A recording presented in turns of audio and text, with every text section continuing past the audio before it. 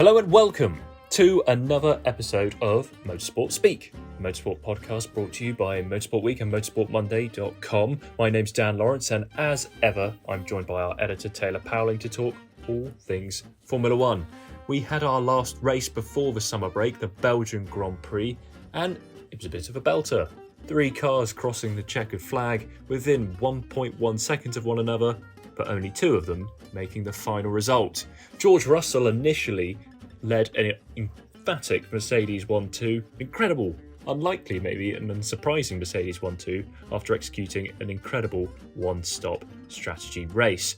But Russell's car was found to be illegally underweight by 1.5 kilograms, stripping him of the result and handing a 105th Grand Prix triumph to Lewis Hamilton, handing second place to Oscar Piastri and third to a maybe dismayed after the race Ferrari driver Charles Leclerc.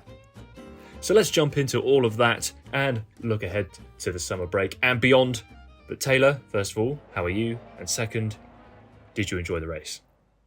Hi Dan, I'm good, thank you. Yeah, it was by Spa standards in the dry. It has been a bit lackluster in recent years, but I actually thought this one was quite entertaining.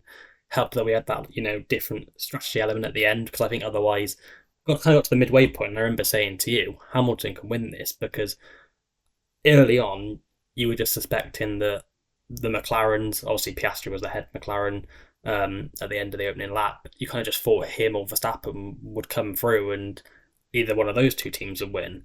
But the longer it went on, and Hamilton was just staying out front and controlling the gap to Leclerc behind, it was like Hamilton's going to win this. And it actually kind of turned out that Mercedes, reverting to a one-stop with Russell, spiced up the race, and at the end, it looked like he was going to succumb to Hamilton's pressure just because of how old his tyres were and the fact that Hamilton caught him with several laps to go. But track position was king, and Russell delivered a brilliant victory until it wasn't. Yes. 1.5 kilograms underweight. And one of the theories is the fact that his one-stop strategy, there was excessive tyre wear. You can't go round for that cool-down lap at Spa to get all that pickup. That was sort of the reason being given for why he came in underweight, and Mercedes basically just miscalculated things, which is a shame because it was a really good win from Russell. A really good, clever use of strategy.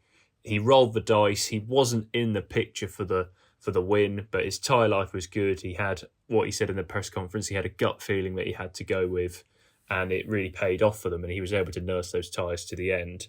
And Hamilton, I think, was quite dismayed, wasn't he, at the end of that race, because he felt he could have done the same thing.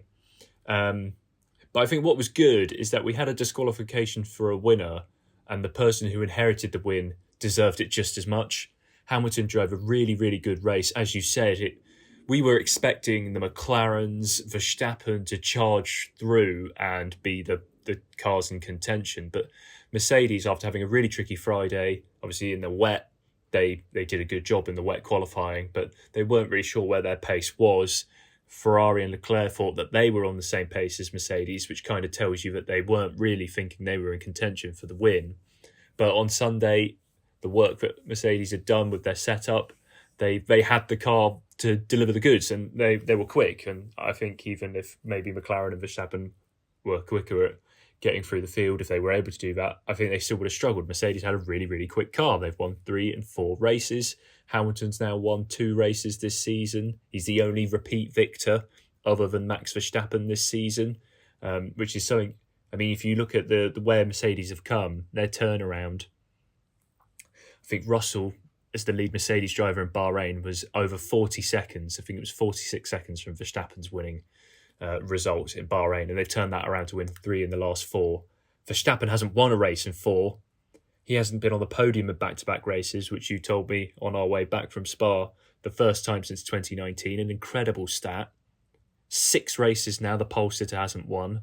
We're in a very, very competitive point in Formula One, and Mercedes have vaulted themselves into contention. It's really remarkable.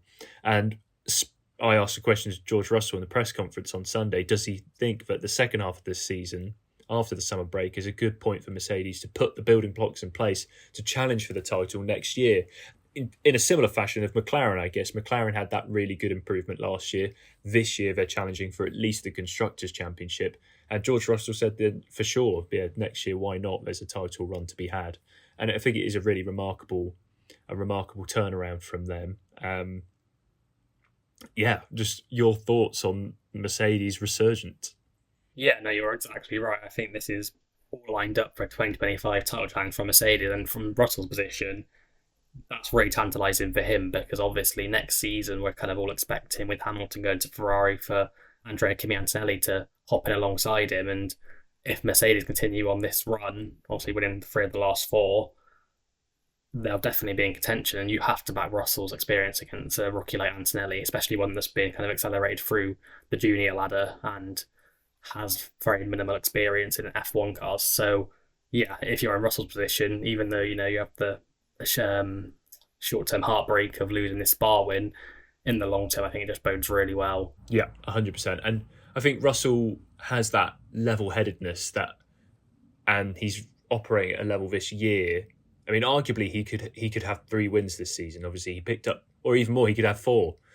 He was on pole in Canada. Obviously, a few errors there cost him a chance at winning, but that was tricky conditions. He gifted the gifted win of Austria after Norris and Verstappen clashed. The technical retirement at Silverstone when he was in the hunt, and then obviously the disqualification here. So he could be a 5-time Grand Prix winner at this stage, which is remarkable. But it's because he is level-headed. He's operating probably the best he's ever done in Formula One. He's really stepping up to the plate when Mercedes need him to, given that he will be that team leader next season. And moving on, McLaren, Oscar Piastri, obviously inheriting second there. I hold him in a similar regard. He's really maturing in his second season of Formula One. Very level-headed, very calm in terms of how he operates the race. I mean, there was a little error from him, obviously, with that second pit stop when he was he had the clean air, he was in the lead when he came into the pits, but he just overstepped his marks, gave the Jackman a bit of extra work to do and a bit of a shove. And obviously he finished third on the road, right behind Hamilton. So if it wasn't for that slip up in the pit stop, potentially he could have been in a place to snatch victory. But Piastri doing a really good job, and arguably starting from 5th, he had to make moves. He had to basically get past Perez. He had to get past Leclerc. It'd be a really good race from him, maybe even better than his Hungary win. And then on the other side of the McLaren garage, if we're talking about sort of keeping level-headed, handling pressure, Lando Norris again sort of struggled in that regard, starting from 4th, going through La Source on the outside of coming out the exit of that hairpin at the start of the race, and he just misjudged things, made that, kind of rookie mistake to sort of jump over to the curbs and fell into the gravel a bit. That cost him 3 positions at the start, and that was it for him. He lost a further 2 points to Verstappen in the title race. It's almost as if, he said, didn't he, after the race, he really needs a reset to sort of, I guess, get out of this funk that he's in, where he's, Piastri beat him at the start at Hungary. There was Spain. He was started from pole, but Russell swept from the outside. There's these little sort of errors, little lapses of judgment from Norris's side at McLaren that are costing victories. He definitely should have multiple wins racked up, I think, at this point of the season. And we're chopping and changing between winners whilst Verstappen isn't winning, and that's really helping the Dutchman in the championship. McLaren are definitely in a good place in the constructors. But Norris, I think, this second half of the season after the summer break, he really needs to push on, become the number 1 driver in that team, because the more time he gives Piastri to have races like he did in Belgium, the harder it's going to be next year if McLaren have a championship-capable car again. The harder it will be for Norris to stop Piastri from being the one who claims that title in Papaya. Yeah, just going back to the point earlier about how Mercedes are setting up a title challenge for next year, and it's kind of similar to how McLaren have done that last year coming into this year. But Mercedes are taking 3 wins to McLaren's 2, and I think that just kind of shows you levels in operations between the two. Mercedes have never been flawless operationally. Even during their dominant period, they were prone to an error here or there. But I think this season, with how Mercedes have executed their races, granted, obviously they made the miscalculation with Russell with the disqualification, but they still managed to win the race at Hamilton. We're seeing a seasoned championship operation up against a team that is used to being in the midfield, and I think that's making the difference. I think McLaren, they were still strategically, okay, Norris made the mistake at the start, that put him on the back foot, but you can understand why with Norris they went long to try and have that tyre offset at the end. But again, they're making the wrong calls, and in hindsight, could they have tried the one stop? I mean, Norris was down the order. Tyre wear was less than the teams anticipated. I think, they've said, Andreas has said post race that they can't try these adventurous strategies because they're in a championship fight. But I don't think it was that adventurous, especially in Norris's position. I think the way he would have finished where he did, and by pitting after Verstappen and losing track position, when we saw in the first stint how crucial it was, they basically just relegated him to dropping behind Max and losing more points in the championship fight. But yeah, Norris definitely needs a reset because he's earned so many points over the last few races. And I think this weekend really epitomised kind of where his championship picture is at, in the sense that he was given a golden opportunity to take a big chunk out of Max, because it wasn't like 2022 or 2023 where starting down the order he charged through. He made places up early on against cars that you'd expect him to pass, but then he hit a brick wall. He would have passed Perez on track, but Perez pitted. He passed Norris through the pits. He didn't overtake any of the front runners on genuine pace on track. So if it had been a normal race, he could have been looking at a 7th place finish, potentially maximum ahead of Perez, based on Red Bull's pace in the race and how difficult it was to pass. Norris, McLaren, okay, they didn't nail qualifying because they stuck with their guns, went with the dry weather setup, and it didn't work in the rain. They didn't get the outlap preparation right, like Leclerc did, for example, to pip them.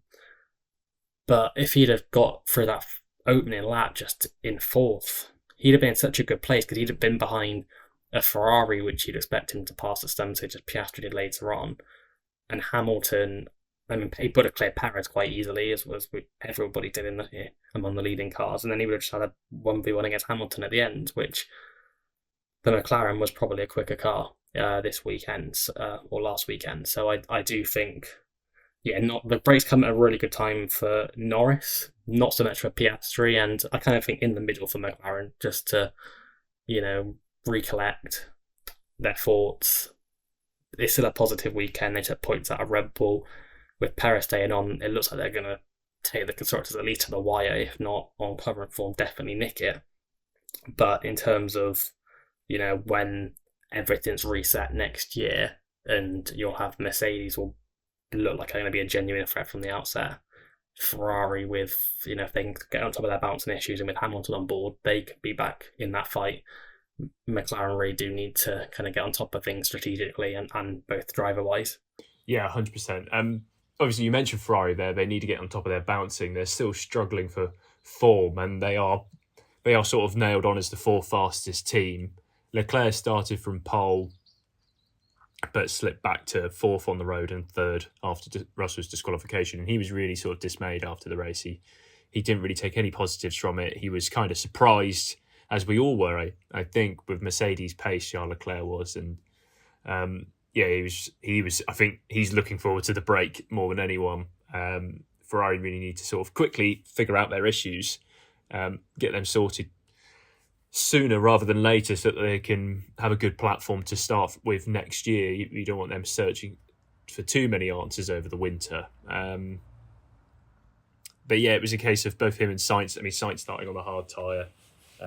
They both sort of steadily slipped back into their natural position of things, didn't they, Ferrari, by the end of the 44-lap race? Yeah, I mean, I think, as I said earlier, track position was critical, and Leclerc hung on for as long as he could, but then once the fuel kind of burnt off it and, the cars are running closer to the ground, the suspension and whatnot, their bouncing did return slightly, and that's when you really see a noticeable drop-off in pace, and it's a credit to Leclerc, actually. He did a really good drive all weekend. I mean, he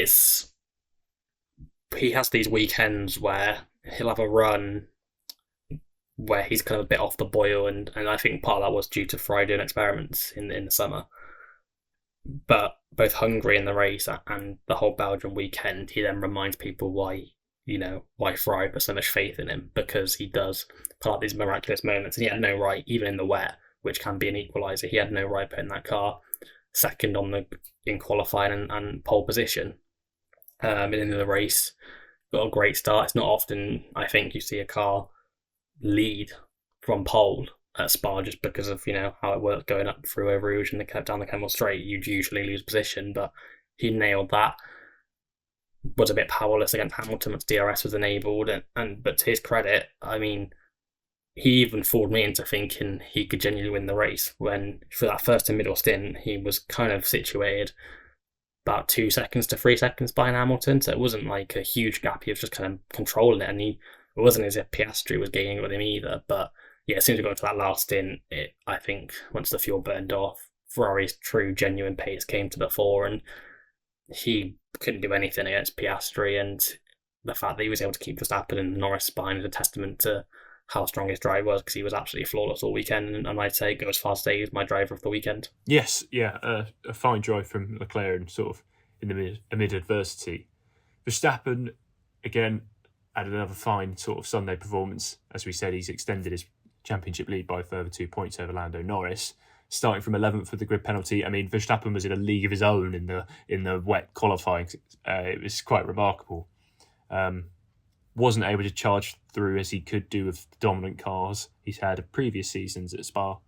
But fourth, I think he'll be happy with. He did seem happy with that result after the race. So I must admit, in the speaking to the written media after the race, he was positive. He wasn't.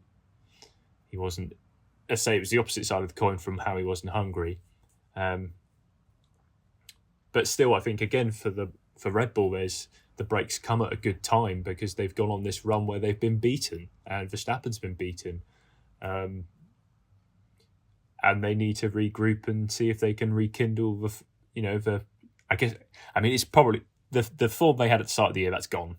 But they need to rekindle a sort of situation where they can get more wins. They can't be going. I mean, Verstappen is lucky that different drivers are picking up wins at the moment, but he can't let a winless run continue after the summer break. And I mean, I doubt that'll be the case. He'll probably come out all guns blazing pretty quickly once we get to the end of August and early September.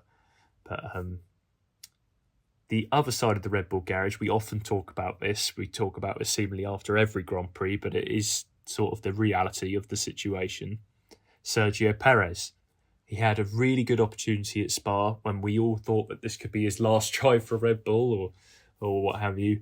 He had a really good opportunity to put in a really good display, given the fact that he was starting from the front row after qualifying third fastest and then obviously inheriting second on the grid after Verstappen's penalty. But Perez just slipped to the back of the leading cars. He finished 8th on the road, 7th in the race. He was last of the 4 top teams. And he was in such a no man's land that he took that free pit stop to get fastest lap because, the gap between the top teams and Aston Martin in the midfield is big enough to be able to do that. But it was an underwhelming performance. Helmut Marko said that he collapsed, but still he's been given a reprieve. He will be continuing with Red Bull for the second half of this Formula One campaign, which I think came as a surprise to a lot of people because it does look, if this form continues and McLaren's form continues the way it is, they will lose the Constructors. And Perez's job is to make sure they win the Constructors as a capable second driver. So, yes, it's a surprising decision from Red Bull. It was another poor weekend from Sergio Perez. He didn't want to take questions on his future when being asked by the media after the race. That seems to be settled for now, but I think the second half of the campaign is make or break for Sergio Perez. If he doesn't pick it up, he will not be in Red Bull colours in 2025. Well, I'd argue that it's not a guarantee he'll be in Red Bull colours come Abu Dhabi, because when the media got hold of Christian Horner's address to the factory based on what the decision was from the meeting, the wording was, I don't think a coincidence. Horner basically said that despite all the speculation, Checo will remain a Red Bull driver past summer break. He didn't specify till the end of the season. He also mentioned, in isolation, that they look forward to seeing Checo perform at races where he's performed at previously. You look at the tracks coming up, okay, Zandvoort, Monza, the 2 after that, Baku, Singapore. Whereas Perez won out in Red Bull colours, Baku and Singapore. He's a street circuit specialist, he's always gone well there. The other thing is there is another prolonged break after the Singapore, and at least a 3-4 week break. I get the sense that they've given him kind of last chance saloon, one last opportunity in this run of races. If he can't deliver at tracks where he's notoriously gone well at, that break might be another time to have a review. My concern with that is, I think McLaren have been taking something like 9 points a race on average since Miami on Red Bull. The gap's 42 points. You do 9 times 4, that's 36. The gap will be down to 6 points.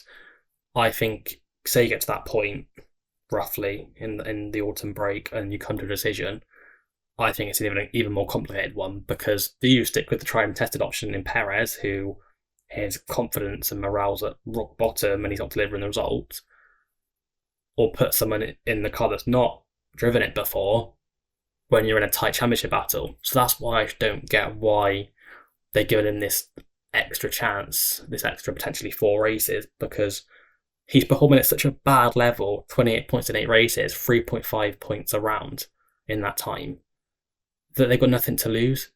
The level is so low. Like, if he was bringing home, say, in an 8-race span, 50, 75 points, okay, it's not great, but you can understand the rationale behind giving him more time. But it's genuinely, he's doing worse than if he came in 8th every race, the bare minimum. He's doing worse than the bare minimum in that 8-race span. 8 races are 1/3 of a season, as it stands. So I just don't get the reasoning behind giving him this extra chance when he's had this blip last season. It's not a blip, it's a slump, and it's going to keep happening until they eventually drop him, I think. Whether they've got, I can't believe we're saying this about Red Bull, because how ruthless they've been in previous occasions, but they seem to be giving this stay of execution to Perez based on his, I guess, experience and credentials, and that the options elsewhere aren't that enticing. But I think, as I said, they've got nothing to lose, and I would have had Ricciardo in that car in Zandvoort if it was my decision. Yes, I think I agree with you, to be honest. Ricciardo's been improving, he's been confident. Perez has not been doing either of those things. But I guess it is that unknown.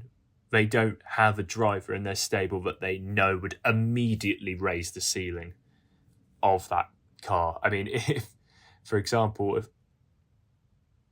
the way, we talk about them being ruthless in the past, Pierre Gasly, Alex Albon, I think the level that they are at now in their careers, if they were still in the Red Bull fold, they would be perfect choices to be like, you know what, make a switch. We'll know we'll get something extra out of them. But, they probably used played those hands too early in the careers of both of those drivers, which is why they're now elsewhere and why they're now in the Red Bulls in the situations in now. It's going to be interesting to see how it unfolds. The thing that I would give Ricciardo the benefit of the doubt of is, obviously, I don't like paying attention to the point situation, because at the end of the day, his good run of forms come when the car's not being competitive enough to score points. So I think I ignore the point situation between Yuki and Daniel, because I don't think it's representative based on their seasons. I think it's a tale of two halves, and one performed well when the points were on offer, the others performing when RB have taken a step back. But you've also got to factor in that I think the Red Bull car's a very unique car to drive. And if you look at, so if you take Checo, for example, he's nowhere near as bad as he's shown this season. If you put him in like a midfield car now, he'd probably be thriving as long as the car suits him. It's just, I think the Red Bull has these characteristics that don't gel with his driving style, and he ends up going down all these setup directions and just getting lost and denting his confidence, and that's what's happened again this season. By contrast, Ricciardo's got a similar-ish driving style to Verstappen, less extreme, but vaguely similar. Who's to say that, say you put Ricciardo in the car, and just because of that factor alone, his performance elevates way above what Checo can do? I think it's just not, I don't think it's a black and white case of what's Checo's level, what's Daniel's level. I think in F1 it's also often underestimated driving styles, and if the car's not suited to Checo but it's to Daniel, that gulf is even bigger. So that's why I'd have risked it, because I don't think with Checo, with the car as it is now, I don't think they can do anything, whether it's with the engineers, the car, whether it's trying to put time in the simulator. I don't think they can do anything to improve his situation enough to defend their Constructors' Championship lead. Yeah, I mean, the bottom line is if Verstappen's finishing first, second, or third, the driver in the other car needs to be finishing in fourth, fifth, or sixth, not seventh, eighth, ninth, 10th. And at the moment, that's what they've got. So, yep, we'll see. Perez has got one more swing at it. Let's see if he can actually hit a home run this time. Talking of other teams needing the break, other drivers needing the break, I think beyond the top teams, every team is looking forward to this summer shutdown to maybe reset, recalibrate, see if they can improve in the second half of this season. And that's, no less the case for any team than it is for Aston Martin, a team that obviously burst out the traps last year, 6 podiums in the first 8 races for Fernando Alonso. But now they're firmly the 5th fastest team, and sometimes less than that, depending on what circuit we get to. Obviously, Alonso executed that one-stop strategy to pick up 8th in the final result on Sunday, but he said that Aston Martin really kind of have to face the reality. At the moment, they're fighting with Alpine, they're fighting with RB, they're sometimes fighting with Haas and Williams. It's, I think the fact that the other teams were struggling last year flattered Aston Martin, and now they've found out where they actually really are and where their development needs to go in the future. Obviously, they've got things in place, the new factory, new wind tunnel, the Honda work steel in 2026, which Alonso will still be around for if they keep him motivated. But yeah, I think the Belgian Grand Prix was just rubber stamping where Aston Martin are at the moment. Yeah, I think you summed up. I've not really got much more to add on that. I think this is where they're locked in for the rest of the year. They've got upgrades planned after the summer break, but based on their history since last summer with upgrades, can you be certain to deliver a step forward even though they've diagnosed their problems? You can't. So, yeah, I think this is where they're going to be situated for this year and the remaining races of this regulation cycle. Indeed. And then if we talk about RB quickly and their drivers, both of them staying put for now, Daniel Ricciardo and Yuki Tsunoda, I think one of those drivers is more frustrated than the other, that being Tsunoda, who I think feels is it the fact that he's been beating Ricciardo across the season. I know, as you say, there's more into it than that. There's driving styles to consider, there's personalities to consider, there's the way drivers behave is a thing to consider. I feel like all of those reasons are why Tsunoda is not being counted as someone who Red Bull could think they could put in that second seat in their team. So it looks like he's really hit his ceiling with Red Bull now, Tsunoda has, within their operation. It's RB or go elsewhere. Whereas Ricciardo, I think now is in the place where he can be patient and just wait for the opportunity to fall to him if he keeps performing at a consistently good and capable level. Yeah, I think I agree with that. Tsunoda's gone as far as he can. They've never been that enticed with putting him in the main team. And I think if they were going to, they'd have done it this year. He'd be more linked to the fact that it's still Ricciardo's name that's being bandied around, despite not really setting the world alight in the midfield speaks volumes. And it will be a case of, I hope for Yuki's sake that he gets picked up before he's dropped. I'd hate for him to be in a situation where, say, down the line, Red Bull have so many juniors that are coming through that can stake a claim for an F1 seat that Tsunoda, because he's been there so long and there's no progression avenues for him, that he gets dropped. I imagine maybe, what's he, 25, he's locked down. I can't see him being bought out of that contract. But I think 26, 27 onwards, I think if I was him, I'd be looking elsewhere, even if it's just the same as what Gasly's done. Okay, Gasly's not exactly, progressed to a team that's achieved more than the Red Bull sister team, but just having that kind of freedom and security that he's in a team, like not being he's not fearful that he get dropped because the team's purpose is not to usher through junior talent at Alpine. Yes, tricky one for Tsunoda. On Ricciardo, also a tricky one because he's in a bit of an unprecedented situation where he could either get a Red Bull promotion or he could be dropped entirely. And I do worry for him if he doesn't get the seat at the autumn break. Obviously, RB aren't going to want to wait till the end of the season to announce their driver lineup. And if Perez is in that car after the autumn break when we go to the Americas triple header, obviously they're not going to be able time to review him for 25 to the end of the season. RB aren't going to wait that long, surely, to announce their lineup. So Ricciardo will be on really thin ice because obviously Red Bull do want to get Lawson a full-time seat, and with Tsunoda staying, that would be Ricciardo gone. So I think, I could see it be an autumn break or bust for Ricciardo in terms of if he doesn't get a Red Bull seat, he could be on really thin ice in terms of getting dropped for 25. Yeah, it's as you say, it's a really delicate situation. And also, I think, obviously we mentioned the autumn break there, but after the autumn break is Mexico. A very big race for Formula One. Obviously, a lot of that rides on Perez. A lot of Red Bull's popularity there, and merchandising, commercial activities rides on Perez. Maybe that's another factor that's being put into the mix as well. But enough of the top teams and the midfield fringe teams. Let's move on and talk about some of the teams towards the back of the grid where things aren't really that exciting on track, but in recent weeks and recent days, there's been a lot of exciting developments off track. So I think the first team that we definitely need to talk about in that regard is Alpine.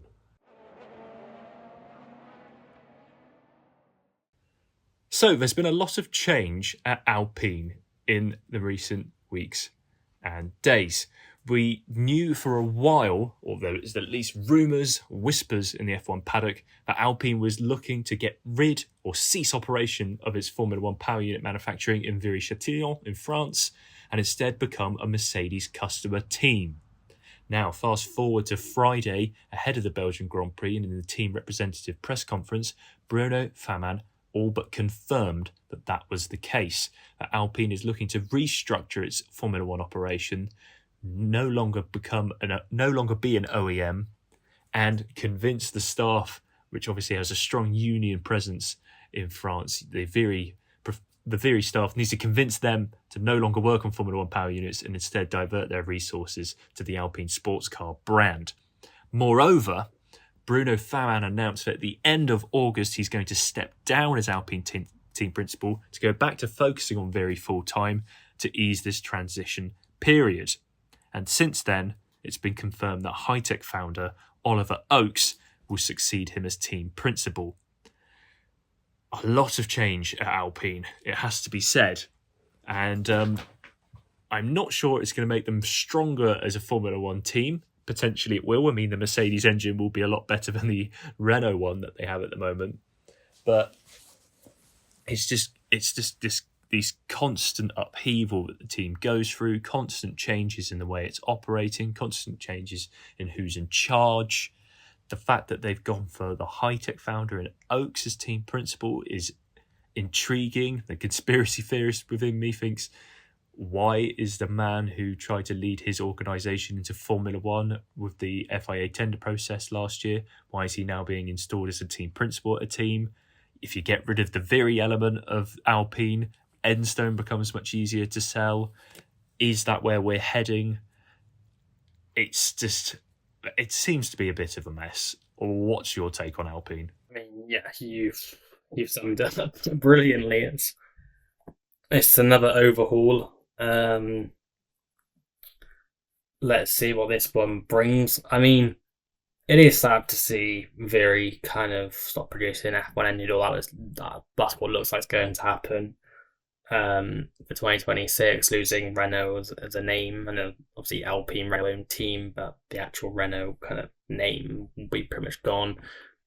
It's a name that's had much prestige in F1, they've had much success, but there's been quite a few barren years, and at the end of the day, if it means an Alpine Mercedes effort is more competitive, then I think I'd rather take that than the sentiment of missing a power unit manufacturer.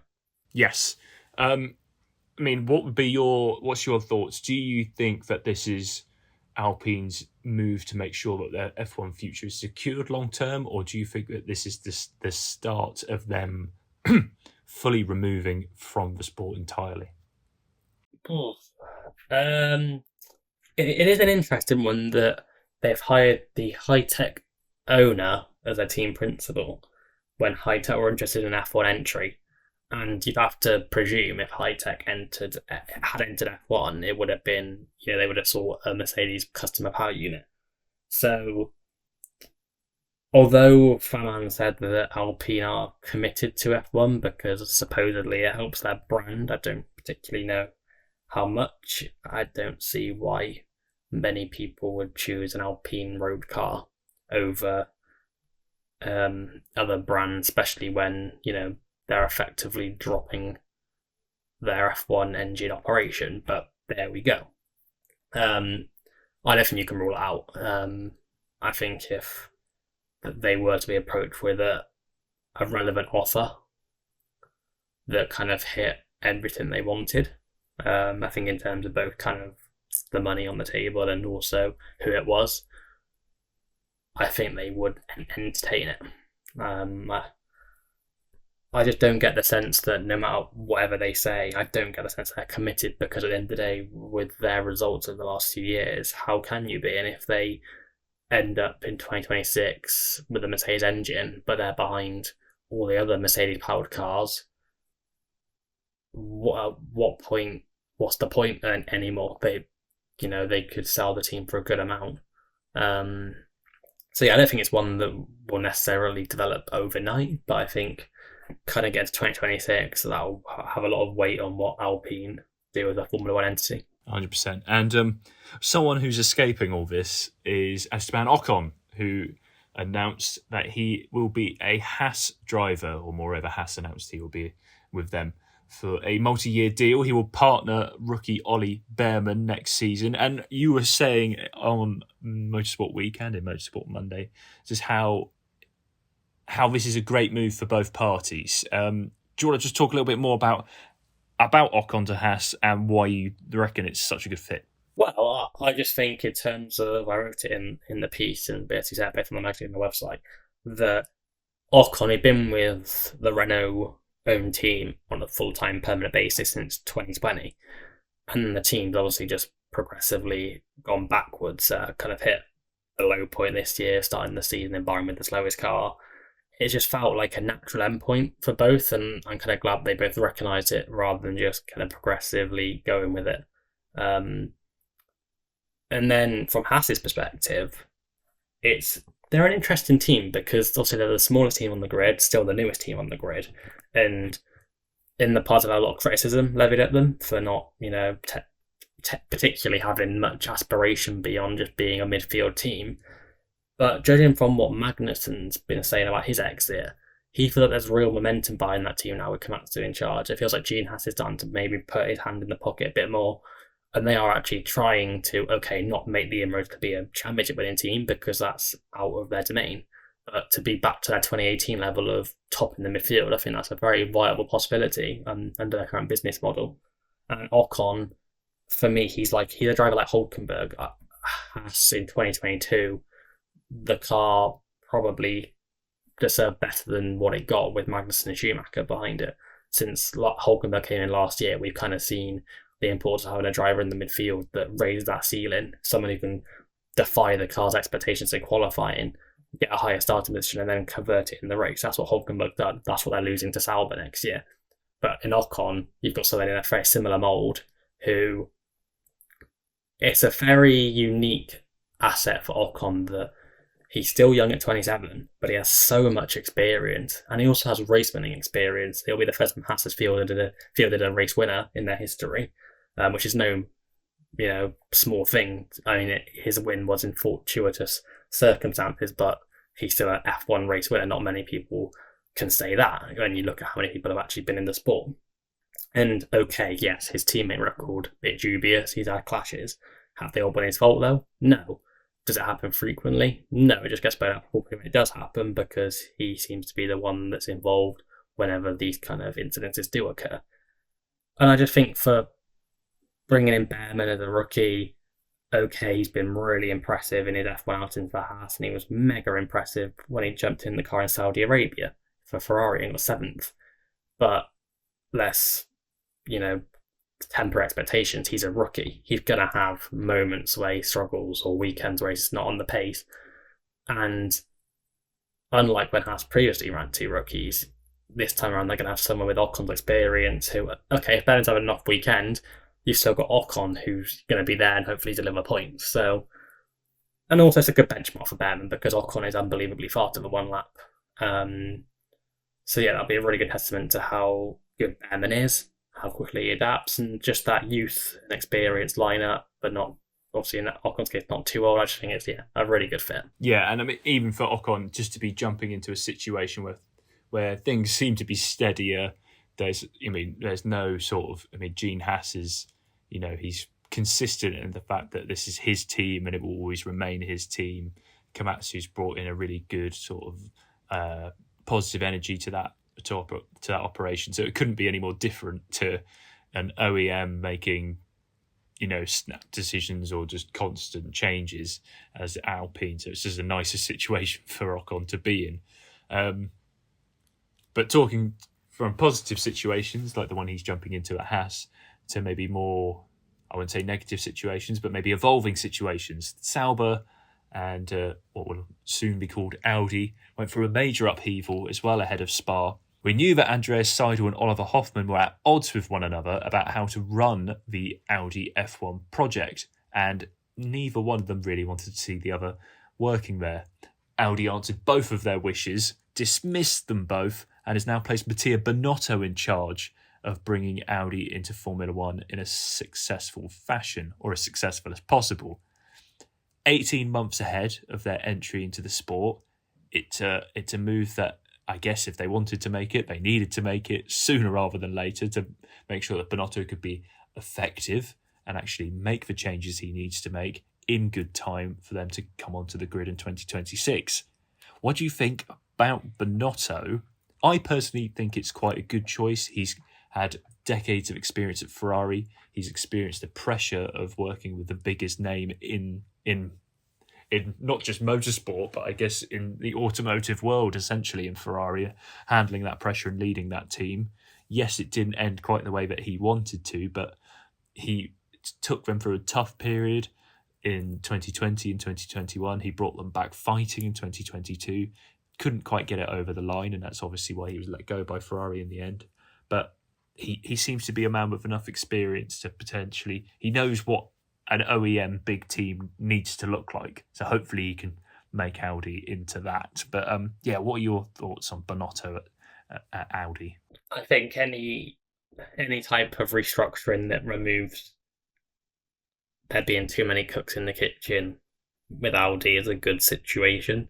And I think Binotto's a sensible hire. As you said, he's got experience knowing what an OEM needs. His Ferrari stint, it'll be interesting to see whether he's learnt from that, because although there were fundamentally good things, in the end it kind of all fell apart, and it was always looking likely that his Ferrari stint wouldn't be a success the longer 2022 went on, because there were just so many glaring holes. But it'll be interesting to see how he's kind of adapted his style from there, because it is a different role. He's taken on obviously kind of heading the Sauber Audi venture, responsible for both Sauber Motorsport performance and the Audi transition, whereas at Ferrari he was the full-on team principal. So we've heard rumours of Mike Crack, Aston Martin team boss, could be implemented as Audi's, chosen him for that team boss role that Bravi's kind of overseeing on an interim basis. But even though it's been 2 seasons now, but whatever, that's just kind of Sauber's stopgap solution while they wait for Audi to come in.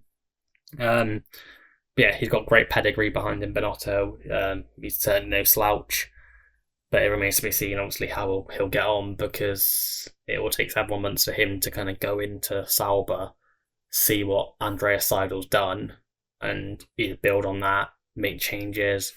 It's not going to be a sudden change. It's going to be something where 25 will be where you kind of see the fruits of whatever he implements, and I imagine most of his work will be tailored toward 2026. But all this upheaval from Audi, it doesn't inspire confidence, and especially with, I'm sure we'll get onto it shortly, Carlos Sainz going to Williams, him turning down a company as big as Audi that would have chucked absolutely everything at him. They would have offered him absolutely anything he wanted, and his father has a relationship with them. I think that's a big blow, and it's a big sign of, how much kind of in the paddock Audi is not viewed as a project that's going to hit the ground running in 2026. Yes, I mean, by no means is Audi going to be the finished article in 2026, far from it.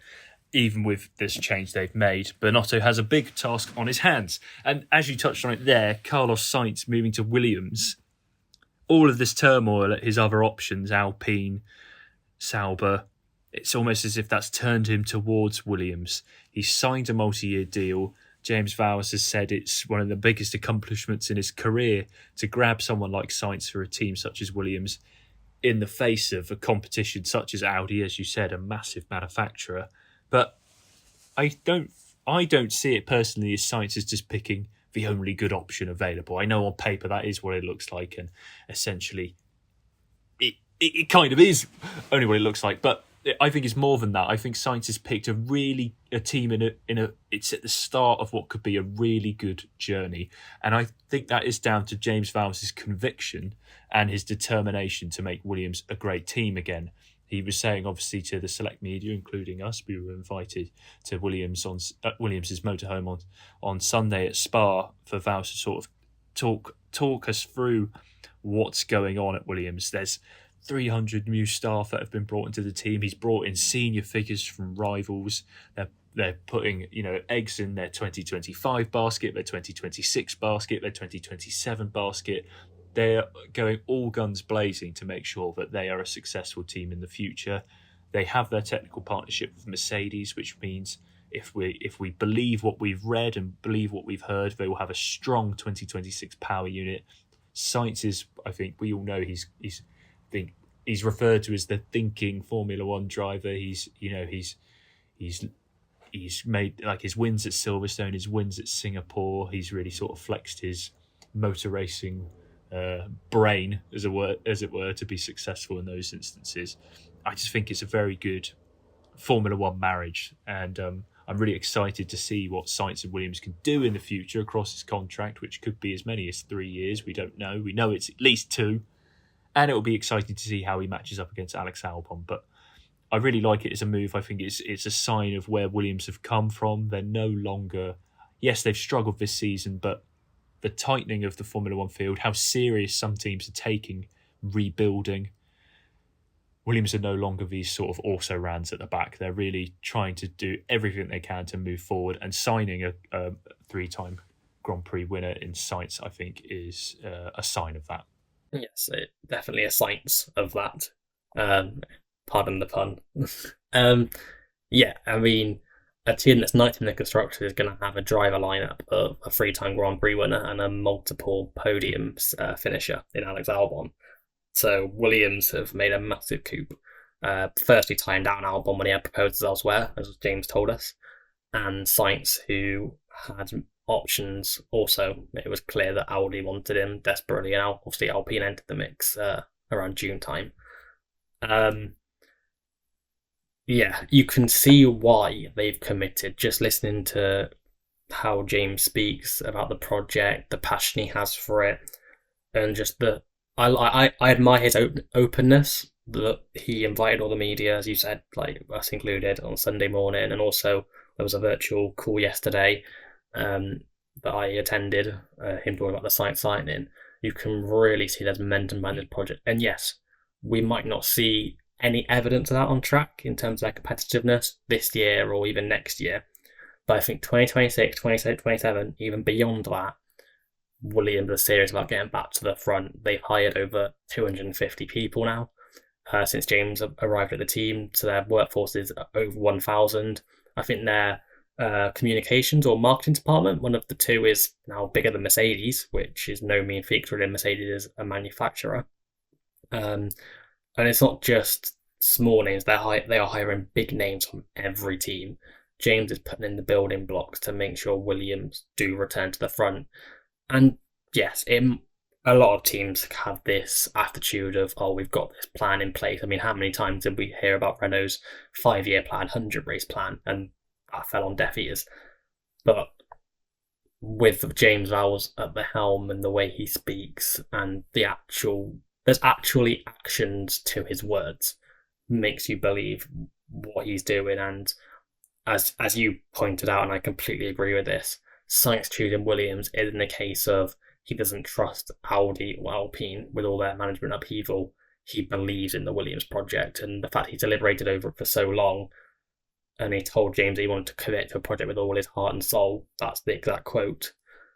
It shows that, yes, Sainz is serious about Williams, and it's a massive coup for them.